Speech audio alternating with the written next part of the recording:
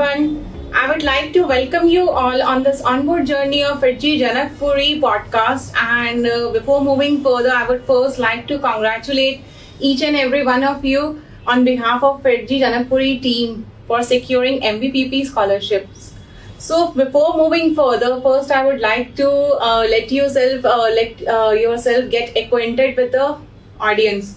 So let me have some basic introduction. Raj. Hello everyone, I am Raj Manish. I joined FIITJEE in class 6 Retail Degree program, then class 8 Udya 1-year program, and then class 9 4-year classroom program. I secured rank 3 in MBBP 2021 and qualified for INGSO. Hello, my name is Parth. I joined FIITJEE in class 9 in the 4-year classroom program and I secured rank 10 in MBBP 2021. Hi, I am Ashutosh Mishra. I joined FIITJEE in class 9th in 4-year classroom program and I got 29th rank in MBBP 2022. Hi, I'm Girvana Vagisha. I joined FIITJEE in class 9th in 4-year classroom program. I secured rank 39th in MBBP 2022. That was quite impressive, बच्चे. And how do you manage it? क्योंकि daily schools के लिए MBBP exam हो रहा है and उसमें roughly 1.5 to 2 lakhs के near about student रहते हैं. Hardly 150 scholarships they award. तो आप लोगों ने सिर्फ MBBP क्वालिफाई नहीं किया बल्कि इतने अच्छे रैंक्स भी लेके आए. You made us so much proud of it. So बच्चे, आप लोगों ने कैसे मैनेज किया? Was it a tough nut to crack? It would be a tough nut to crack for those who don't study regularly. अगर आप चाहोगे कि 1 month की प्रिपरेशन में MBBP में रैंक 3 आ जाए, रैंक 10 आ जाए, तो वो पॉसिबल नहीं है. उसके लिए आपको पहले से प्रिपेयर करना पड़ेगा, रोज करना पड़ेगा. Consistency is a main thing in this, क्योंकि एक दिन में आपको सब कुछ याद नहीं हो सकता. And considering that only 150 students are selected out of these many, it's indeed a very competitive examination. But determination and constant hard work would really help to crack this. How do you manage to prepare for it? क्योंकि मुझे नहीं लगता कि सिर्फ school studies में, क्योंकि school में MBBP की अगर मैं बात करूँ तो MBBP में मेंटल एबिलिटी भी आता है which is of 100 questions.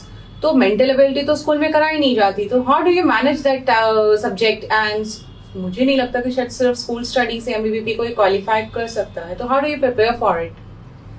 FIITJEE helps us a lot in this because there are mental ability experts and faculties who teach us and provide us different questions and materials to study and prepare for it.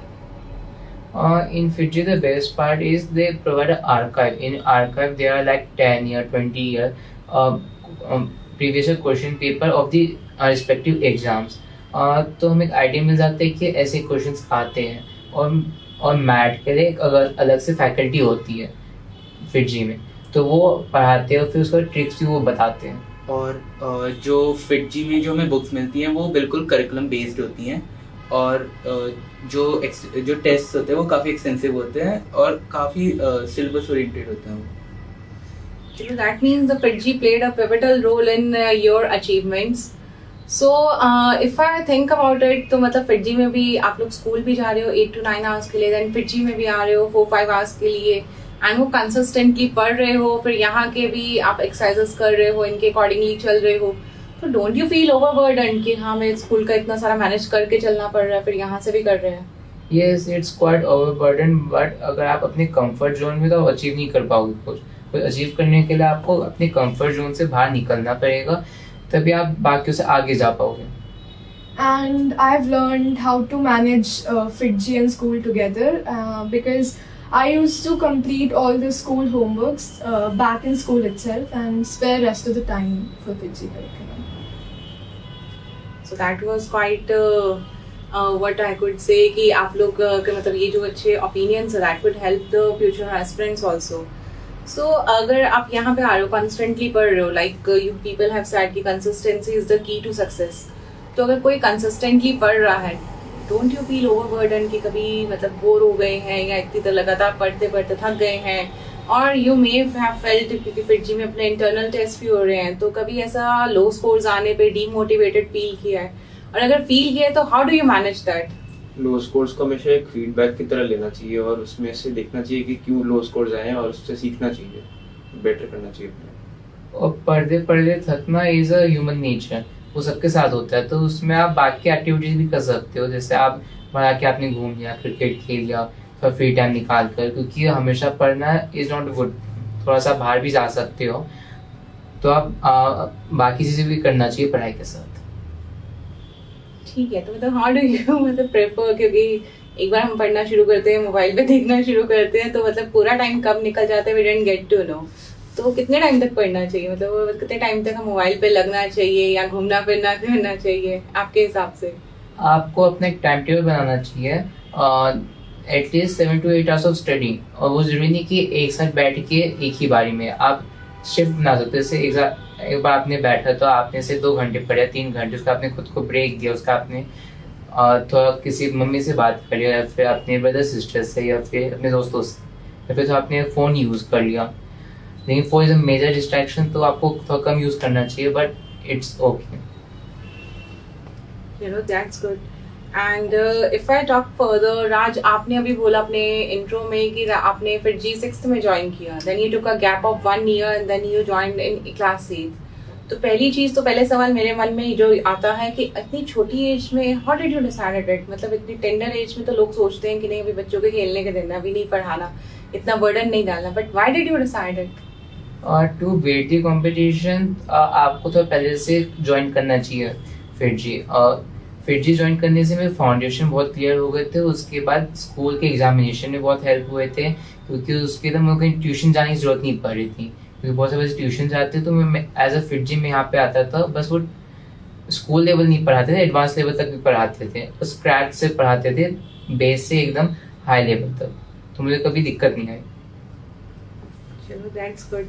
So, what advices will you give to all your future aspirants जो भी plan कर रहे हैं कि आगे उन्हें MBBP देना है, या 2 to 3 years down the lane उन्हें MBBP देना है, या उनके अपने कोई टारगेट्स हैं, तो what advices would you recommend to those students कि उन्हें क्या करना चाहिए? फिटजी जल्दी ज्वाइन करके आपको प्रॉब्लम सॉल्विंग स्किल्स आपकी डेवलप होने लगती हैं, और आपको ये पता चलना लग जाता है कि टाइम कैसे मैनेज करना है एग्जाम में। तो I advise all my juniors to join FIITJEE at the earliest. And one more thing, that quality is always better than quantity. Like, doesn't matter how much you study, but like if you study, let's say for 3 to 4 hours, then you should study it well. I will suggest 2 things. The first one is procrastination नहीं करना चाहिए। जैसे आपका एक topic खत्म करना है तो आपको आज ही करना चाहिए, और जैसे सर जो होमवर्क देते हैं वो सबसे पहले कंप्लीट करना चाहिए, तो हमें बाकी चीज़ें करनी चाहिए। सेकेंड, जो फिटजी के मटेरियल होते हैं, तो उसमें वो बहुत सारी बुक्स को कंबाइन करके होता है। अगर आपने वो मटेरियल कंप्लीट कर लिया तो ऑलरेडी आपने बहुत सारी बुक सॉल्व कर चुके हैं, तो आप बाकी बुक्स पे मूव ऑन कर सकते हो, क्योंकि आपके दोस्त बोलेंगे कोई और बुक करना है, उसके बाद कोई दूसरा बोले कोई और बुक करना है। FIITJEE material is the best, पहले वो करो तो दूसरी बुक में शिफ्ट करो। और कोई भी ओलंपियाड निकालने के लिए आपको हमेशा रेगुलर प्रैक्टिस की ज़रूरत है, और कंसिस्टेंसी की काफ़ी ज़्यादा ज़रूरत है।